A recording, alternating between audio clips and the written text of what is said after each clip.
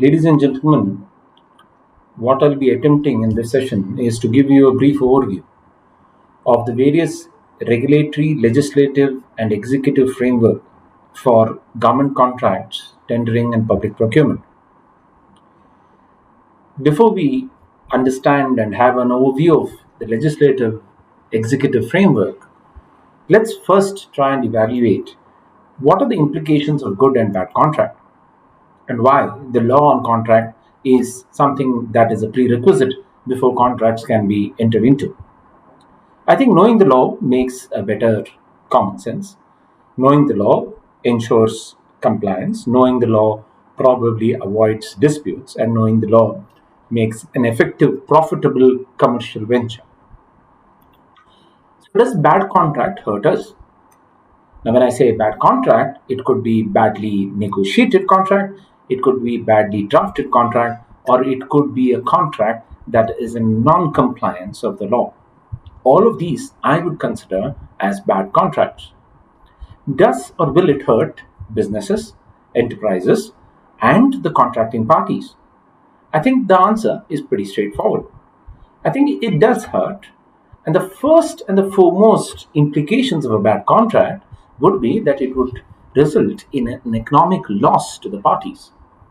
Friends, contracts are about commercial terms. Contracts about the pricing, the profitability, the win-win situation between both the parties.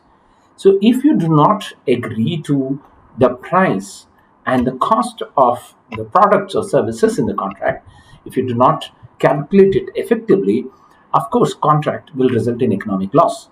Now, interestingly, economic loss in private and public sector means that in the public sector, economic loss would mean loss to the exchequer, as we have seen in cases like the Commonwealth Games, loss to the government as an entity and a contracting party, but more so, it is loss to the economy and to the citizens who are the real taxpayers. So, economic loss implication in tendering and government contract has huge ramification for judicial review, scrutiny by the CAG, and probably ending up with a vigilance inquiry with the Central Vigilance Commission. And hence, I think it's important to prevent our temptation of entering into bad contracts. Second, bad contracts may always result in unfair terms and conditions. Of course, when terms and conditions are to be agreed upon, we know that it is always possible that these terms and conditions could run into several pages. Reading the terms and conditions, understanding its implication is core to any fair, good contract. However, it is always understood that contracts are an instrument of ensuring proper profitability of business enterprises. And hence, one who drafts the contract may always make the contract favorable to his circumstances. He may reserve rights, he may actually create circumstances which may actually only be fair to him, whereas it could be unfair to the other party. This is quite visible in consumer contracts, but it has also been visible in government contracts, especially when the drafting of the contract is left to private entrepreneurs, private parties, and private law firms. They would actually make the contract in favor of their client, and this would result in government having an unfair contract. Can unfair contracts hurt the government? It has already in several cases. This has meant, please note, not only an unfavored, biased, one-sided, arbitrary contract, it has also meant that it has costed the government time and delay in execution of essential infrastructure and civil work, which probably would enhance citizens-centric approaches to government contracting. False estimation or false cost estimation is a real worry for government contracts because of the lack of resources in making those cost implications. And hence, most of the times when such contracts of high value are given, the government would actually end up appointing a consultant so that they can avoid such kinds of challenges and problematic situations. Interestingly, fake or false cost estimation is an unfair practice. It can actually amount to disruption in the market as well. And hence, tendering, when it comes to the proper estimate of work, has an important implication because that kind of publication that goes to the tender notification is always binding on both the parties. Of course, bad contracts will end up in bad technical performances, because unless you agree to the technical parameters that the contractor must do, unless you understand the technicalities and technology and science or engineering that is involved in the performance of the contract, a bad contract will result in bad technical performance. This is definitely the way in which you see public works actually being executed very poorly, and that is something that the citizens have always evaluated the performance of the government, because I think the government contracting is about government's technical understanding, appreciation of such facts. Bad technical performance can also be in terms of the bad technical product that has been ordered, because you do not know the current advanced technology requirement, and it can affect right from the defense to the IT sector to any other sector, including textiles and others, in which the government is keenly procuring goods and services for the nation's economy and strategic development. Bad contracts result in bad project execution, because if projects have to be executed, they have to be executed on time, they have to be executed efficiently, both in terms of performance efficiency and quality efficiency.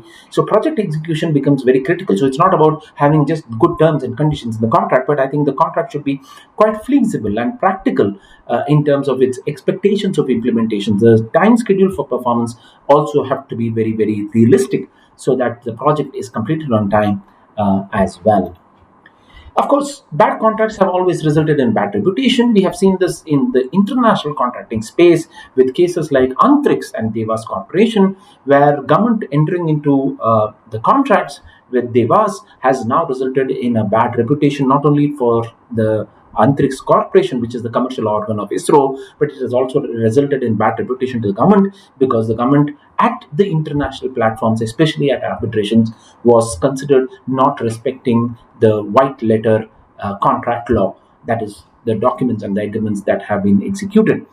So, bad reputation is something that one needs to be really cautious and aware of, and hence you will notice that when it came to the ease of business ranking, India actually was ranked very low, especially in terms of contractual enforcement, and I think to a larger extent that had to do with a lot of government disputes that has gone into arbitration.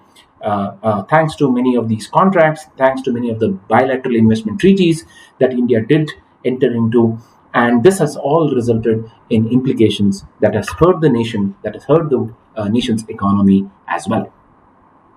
Now, if you look at the ease of business ranking, we have been ranked overall 63rd ranking. Whereas in contractual enforcement, please note we were ranked 163 out of 190 countries, which probably states very clearly how contractual enforcement in India is probably one of the weakest among developing and developed nations. Despite having a common law system, despite having democracy, despite having a very robust, active judiciary, contractual enforcement has always suffered in this country. And I think only a good contract can avoid the challenges of enforcement, because I think the judiciary can come up with judgments, but in terms of implementation and enforcement of the judgment, India has always faced numerous challenges. Now, one should understand that why government contracts becomes critical. Friends, overall, the World Bank has estimated that 30% of our GDP is driven by public procurement and government contracting. 30% of our GDP. That's 1/3 of the entire market is driven by government procurement and government contracts. So government is a very big player, and government contractual opportunities actually increases the right to business. It increases enterprises' ability to actually develop, and hence government is not only the biggest buyer, but government is also the biggest agency that is giving you the largesses, the grants, the licenses for extraction of natural resources, so on and so forth. So I think that is the driving force of the economy. And in India, especially with socialism as one of the cornerstones and the pillars of the preamble of the Constitution of India, the government is not just looking at governance, it is looking at taking part in active businesses. And very recently, the government did take up 33% equity in Vodafone Idea, a telecom or telecommunication company, so that we have a third competitor in the telecommunication market, especially in the private space, apart from Airtel and Jio. So I think the government is investing, the government is buying, the government is granting licenses and leases, and that's quite a sizable portion of what we are speaking about in this course. Unfortunately, though, we talk about contractual enforcement, the challenges and the ease of doing business report very clearly talks about the number of judges per million in India, which is pretty low in terms of the expectations of the population. Whereas US has 100 judges per million, India has just 15 judges. Is this the reason why contractual enforcement is weak in India? Maybe one of the factors. Interestingly, in India, I think what we have done is to improve that kind of purpose of contractual enforcement. We have created the commercial courts. And please note, this is a special law, a special code that has been brought into existence. Like we talked about arbitration as a special kind of dispute resolution mechanism, a commercial arbitration that will resolve disputes before it reaches the court. Right now, in the courts, there are specialized courts. Family court is a specialized court. Court of small causes is also a specialized court. In the similar fashion, I think we did come up with this commercial court law. And under the commercial courts, I think specialized judges will only decide commercial disputes. They'll apply the specific relief act. They'll look at remedies of damages, specific performance, and substituted performance. Interestingly, this law has now become a very robust legislation. You will notice that there is a case management rule, so it should be resulting in timely disposal of cases. We are pitching the commercial courts as an equal and competent institution like arbitration can, but this is a proper court. This is not an alternate dispute resolution. So the commercial court has seen some success in places like Delhi, Bombay, and Bangalore. It is yet to be replicated in other parts of the country. However, what is important is that under the Commercial Courts Act, there is a possibility of pre-institution mediation under Section 12A, which means the parties can settle the matter before the court actually takes the matter on merits and decides, which can actually avoid delay. It can actually force the parties to actually build the trust despite the dispute. And mediation is considered as a very important tool today, apart from what is there as conciliation. Should you litigate a contractual dispute? Now, this is kind of a question that we all must understand, and I think government more so must answer this question. Now, to litigate a contractual dispute, friends, involves cost. It involves time. It involves a lot of executive action and purpose. For example, let us just understand this. Once the government contract goes into court, it's not easy for the government to actually hire a lawyer. Again, they'll have to probably have a panel of lawyers. Most of the panel of lawyers may be junior advocates. They may have to make an exception to have a senior advocate, and so on and so forth. So there is going to be delay in just deciding who the lawyer will be representing the government in some of these contractual disputes. So I think avoiding dispute is the best.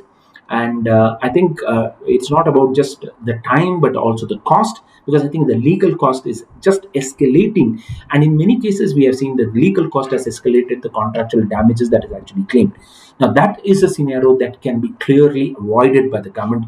And hence, they must have a contract in which there is clarity of obligations, there is clarity of expectation, and there is clarity of alternate dispute resolution in case the dispute arises.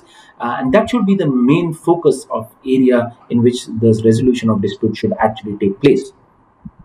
Interestingly, friends, while we are talking of lean management in most corporate organizations, the most important question that a lot of people have asked is, what is better, a short or a long contract? Maybe 25 years back, before LPG, that is liberalization, globalization, and privatization, came into this country, we always thought about short contracts. And interestingly, friends, long contracts were not something that was existing.